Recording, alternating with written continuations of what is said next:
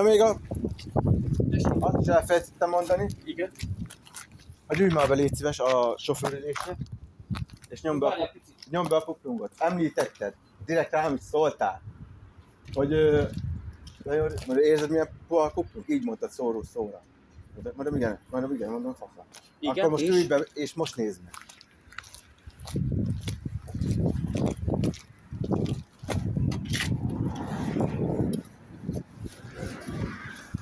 Felkeményedett.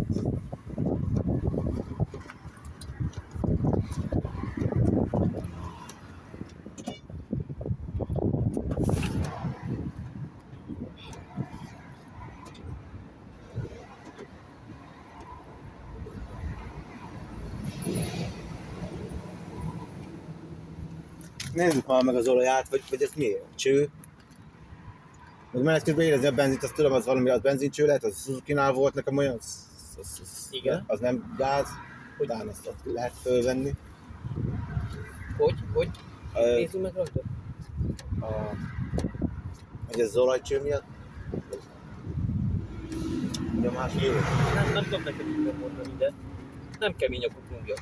Nem kemény. De említetted, hogy ez jóval puhább. Nem magát így nem tud elállítódni. Magától nem tud elállítódni.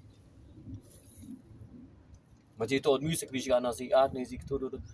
Meg tudom, hogy focsétet is említetted, igen. Féket, mindent. Figyelj, hogyha nem olyan a fékhatás, vagy valami, tudod, akkor átcsengedik a műszakvizsgát. De futóműve így van. Úgyhogy figyelj, átnéztettük előtte, ilyen állapotfelmérés volt. Utána vittük műszakvizsgára, ennyi. És annyit tudok mondani, amit nekünk is ugye mondanak. De ez nem kemény ez a kuplung. Figyelj, vannak olyan kocsik ottan, vannak olyan 2-3 millió forintos kocsi, benyomod az kuplungját, az olyan kemény, hogy 2 lábbal kell nyomni. Jó van, kicserélhet, csak a gondolod. Elég nekem az 1 milliós is. Elég voltak a